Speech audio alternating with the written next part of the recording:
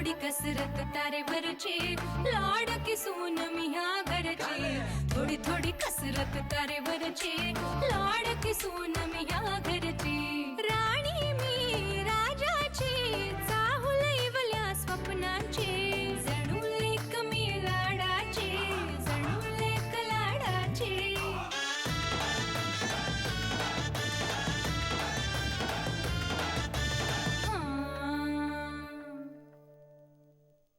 जानवी, ही फक्त ऐकीव माहिती आहे, कन्फर्म असं काहीच नाहीये. त्यांची वाट बघण्याशिवाय दुसरं काहीही नाही आपल्या हातात. आणि त्या कुठे गेल्या आहेत किंवा ही ऐकलेली माहिती खरी आहे का, याच तर सगळ्या प्रश्नांची उत्तर आपल्याला शोधायची आहेत ना. शांत हो, शांत हो, शांत हो.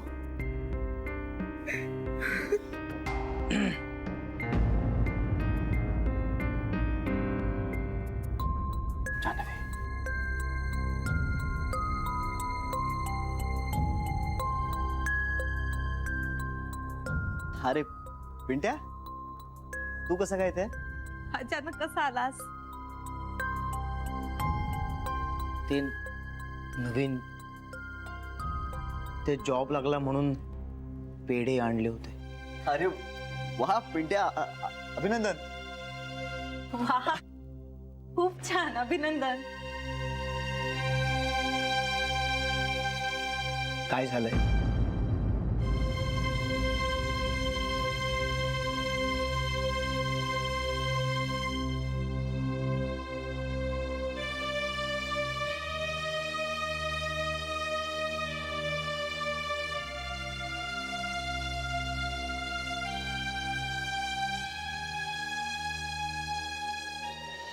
बाबा, मी गेलो तेव्हा जरा ती सावरली. जाण्याआधी रडतच होती ती. बापरे. पण काय रे, म्हणजे नक्की काय प्रॉब्लेम झाला असेल त्या मुलीचा? काहीच ठाऊक नाही बाबा. म्हणजे आमच्यात नीटचं काही बोलणंच नाही झालं.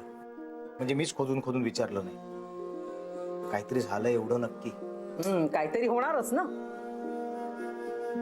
तुम्हाला वाटतंय ना तेवढं ते प्रकरण सोपं नाहीये. दुसऱ्याचं पाप आपल्या घरात आणून ठेवल्यानंतर असं होणारच. मला अगं असं नाही बोलू, लहान मुलं आहे ना ते. हो, पण आपली जानू लहान नाहीये ना. तिची अक्कल कुठे चरायला गेली होती? आणि मला सांगा, यातनं काही झालं तर ते केवढ्याला पडेल आपल्याला? हो, दाराशी आणून सोडलेलं पोर हे आपल्या घरात घ्यायचं असतं का? नेऊन सोडायचं जिथून आणलं होतं तिथे. आई, ताईला काळजी वाटली असेल तिची. खूप मोठी गोष्ट आहे आणि असं करायला ना खूप मोठं मन लागतं. तू गप्पा बस रे पेंट्या. हा, उगाच मोठमोठाले शब्द वापरले म्हणजे आपल्याला खूप कळतं असं नाहीये. आणि कसली काळजी रे, कसली काळजी? आणि एवढीच काळजी वाटते ना तर तुझी कर म्हणावं. अगं, यात पिंट्याचा काय संबंध आहे? का का संबंध कसा नाही? ह्याला नाही एका मदतीची गरज, ह्याला कर म्हणावं. हा, पण स्वतःच्या भावाला मदत करायची सोडून अख्ख्या जगाचा कैवार घ्यायला निघालेले आहेत ह्या. मनीषचं लग्न ठरलं, ह्यांना आनंद झाला. पण आपल्या भावाचं लग्न ठरवतोय म्हटल्यानंतर ह्यांची सगळ्यांची तोंड वाकडी झाली. अरे, भावाला स्वतःच्या पायावर उभं करताना 50 वेळा विचार करतात हे. आणि तेच रस्त्यावरचं पोर घरात आणताना 50 सेकंद पण विचार केला नाही. मला सांगा, हे असं का? का आपल्यांकडे दुर्लक्ष आणि जगाचा पुळका. अगं, पण आपल्याला काय करायचंय आई? तुला काय करायचंय? सतत त्या लोकांनी आपल्याकडे बघावं, आपली विचारपूस करावी, आपल्याला पैसे द्यावे, आपली कोण कौतुक करावी, तसं का वाटतं तुला? हेच कळत नाही मला. आई, त्यांचं घर आहे, त्यांचे संसार आहेत, पैसा त्यांचा आहे, त्यांना ठरवू दे तो कुठे खर्च करायचा कुठे नाही ते. तू सतत आपलं घोडं का दमटवत असतेस ना, हेच कळत नाही मला. अरे, तुझ्यासाठी आतडं पिळवटतं ना, म्हणून बोलते मी जर ढकललं नसतं ना तर स्वतःच्या हाताने जेवला देखील नसतास तू. हा तुझा उरक. पण तरी पण आयुष्यभर तू फक्त तिचीच बाजू घेत राहा. ताई ताई ताई ताई, आपली आई आपल्यासाठी एवढं रक्त आटवते, त्याचं काहीच नाही तुला माझी किंमत कधी कळणार आहे ना, देवाच ठाऊक. जोपर्यंत कळायला लागेल तोपर्यंत माझी अर्धी लाकडं मसणात गेलेली असतील. तू कर रे, तू कर, ताई ताई कर. पण एक दिवस तुला कळेल तुझी ताई कशी येते. अगं, पण आई तुला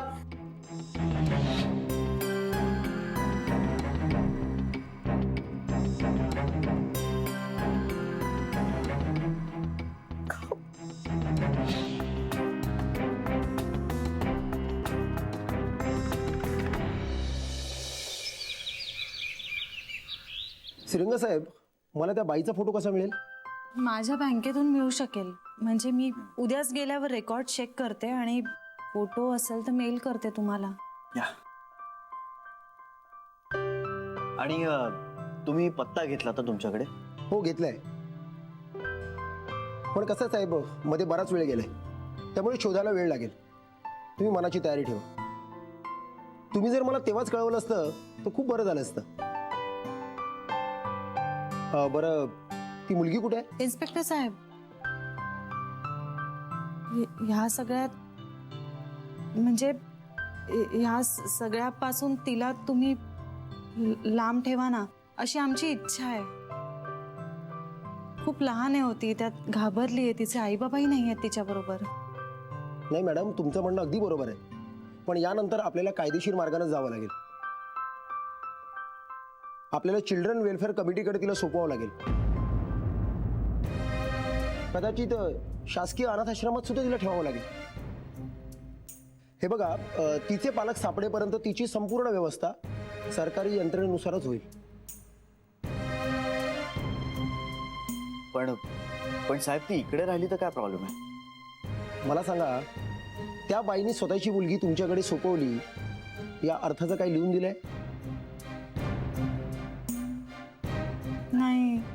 नाही, म्हणजे एका तासात मी जाऊन येते असं म्हणून माझ्याकडे सोपवलं होतं त्यांनी त्यांच्या मुलीला. नाही मॅडम, आपल्याला तिला सरकारकडे सोपवावं लागेल.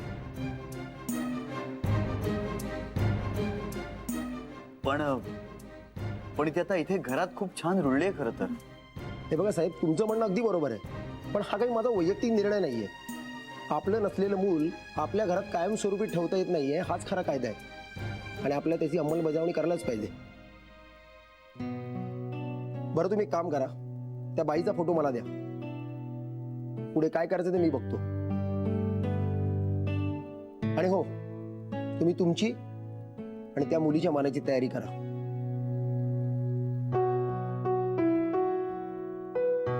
येतो मी. हो, थँक्यू.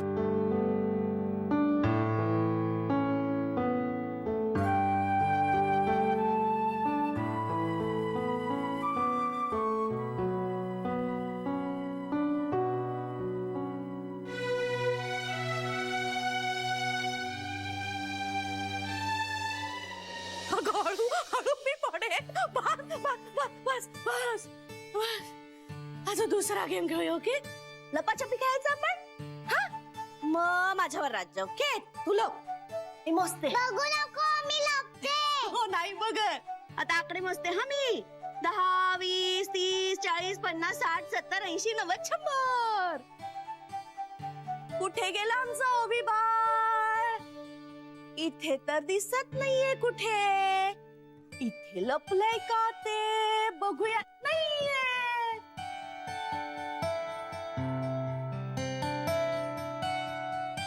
धप्पा. अरे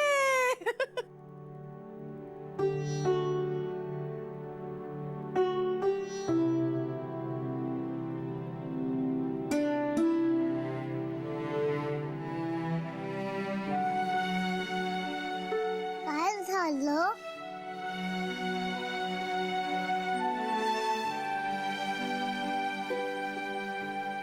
तुम्ही का रडतायत? मी कुठे रडतेय? मी नाही रडते. तुम्हाला पण तुमची आईची आठवण आली?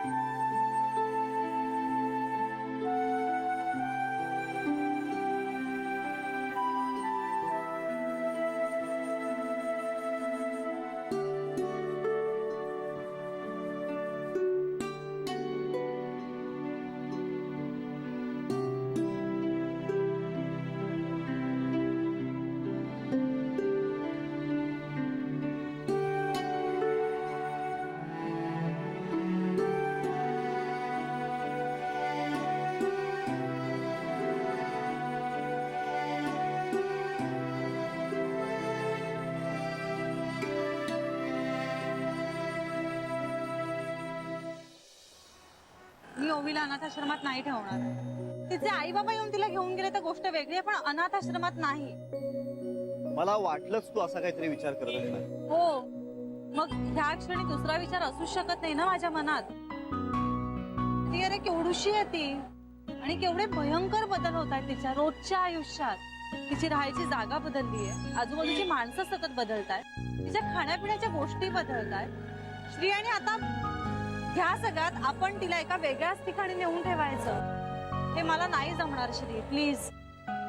मलाही पटतंय, पण पोलिसांनी फक्त या अशा केसेस मध्ये टेक्निकली काय करायला हवं हे आपल्याला सांगितलं.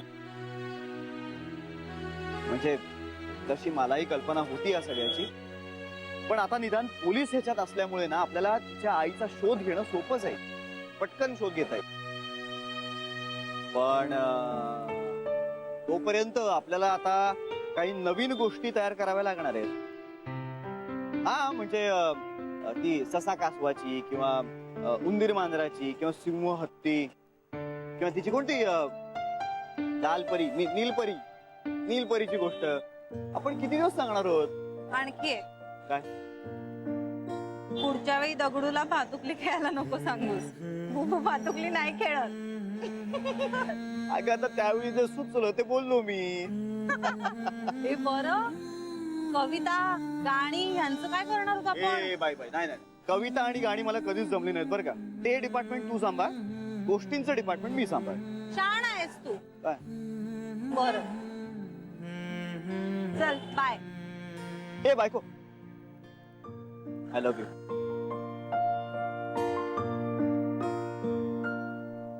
Hello, I love you too. Bye.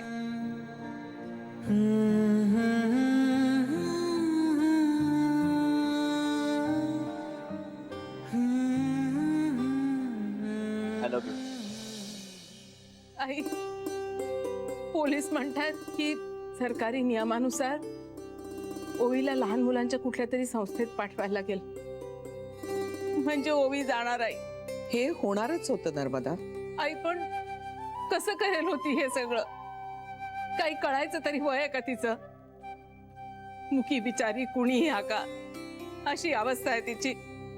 हे बघ नर्मदा, कायदा भावनेचा विचार करत नाही आणि ते योग्यच आहे. शेवटी एका मुलाच्या सुरक्षिततेचा, आयुष्याचा प्रश्न आहे. असं कुणी परस्पर त्या मुलाचं पालकत्व नाही घेऊ शकत. आई, पण आपण काही जोर जबरदस्ती नाही करत आहोत ना. आणि जर तिची आई परत आली तर आपण ओवीला तिच्या स्वाधीन करणारच आहोत. आणि तिची आई नाहीच परत आली तर मग ओवी आपल्या बरोबर राहिली तर काय हरकत आहे आई? आपल्याला काही एक मूल जड नाहीये. नर्मदा, हा निर्णय आपण नाही घेऊ शकत. नाही घेऊ शकत, बरोबर आहे. हा निर्णय जर कोणाचा असला ना तर तो फक्त ओवीचा असला पाहिजे. आणि तिला जिथे कुठे राहावंसं वाटत असेल तिथे तिने राहिलं पाहिजे.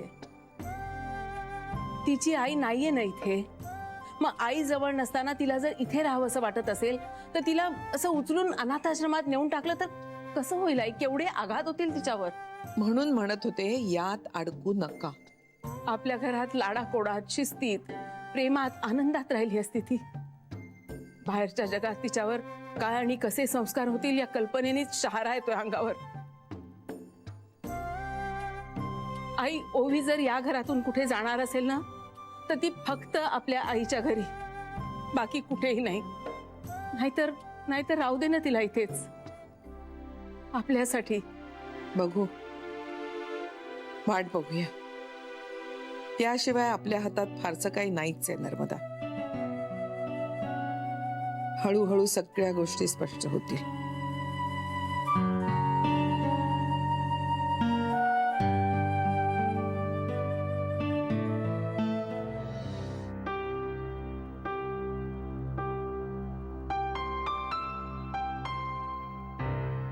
May I come in?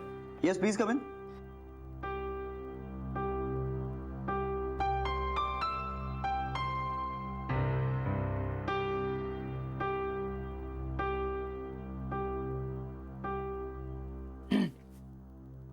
Shri, हे बघा, मी हा एक चार्ट बनवलाय.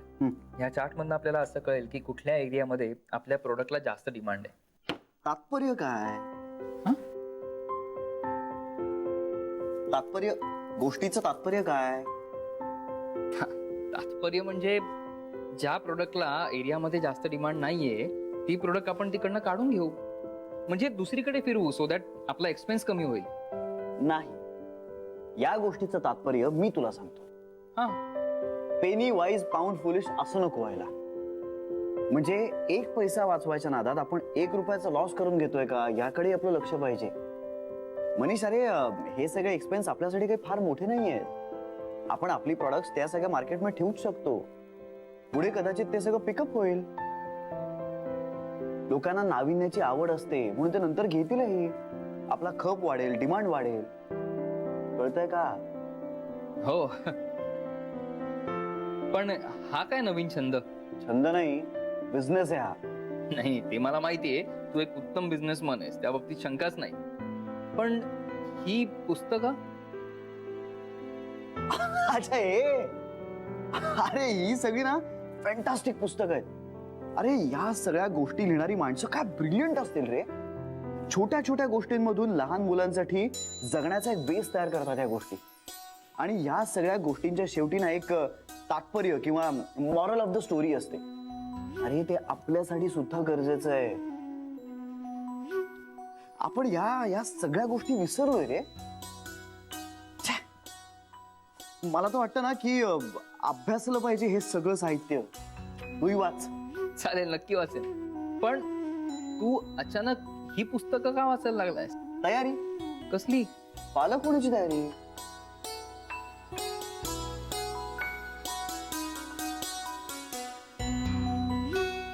मी येतो.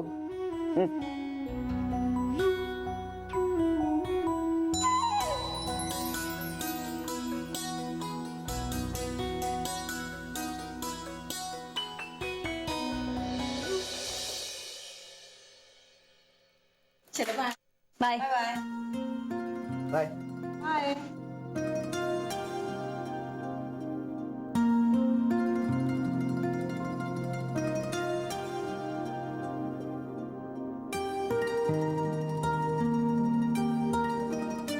मनीने केला मोत्याला फोन, म्हणाली हॅलो, बोलतय कोण? आवाज आला बोलतय सांबर. मनी म्हणाली रॉंग नंबर. हे आमच्यासारख्या कमी बुद्धीच्या माणसांना कळेल का? काही कळत नाहीये.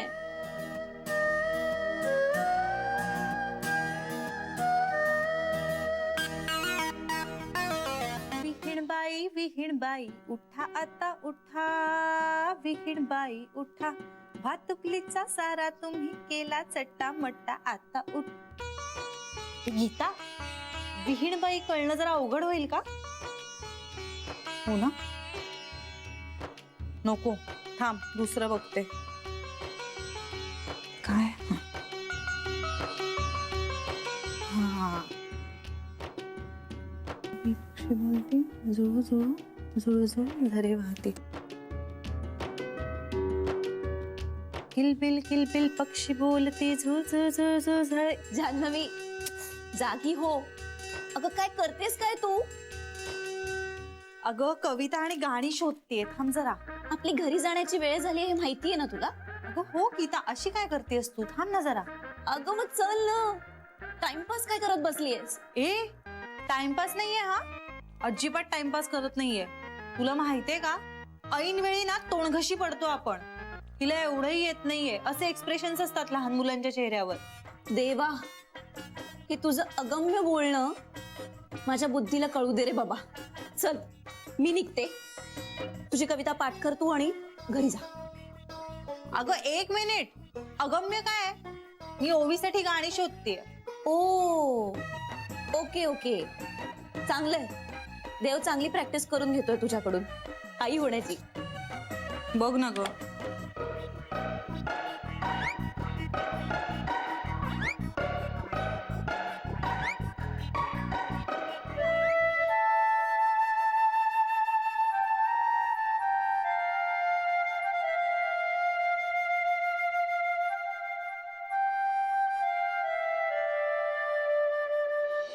उडो बागडो पडो धडपडो लागत कुणा नाही स्वप्नी आले काही एकमी गाव पाहिला बाई. येस, पाठ झालं. वा ए जरा बॅग धर. जानवी, आज ना मी 16 गोष्टी वाचल्या. अरे वा. पण ओवीला गोष्टी वाचून दाखवलेल्या का आवडत नाहीत ग? म्हणजे तिला सांगाव्या का लागतात? मला काय वाटतं, आपण गोष्टी सांगतो ना तेव्हा आपले एक्सप्रेशन्स बदलतात आणि ते बघायला लहान मुलांना मजा येत असावी.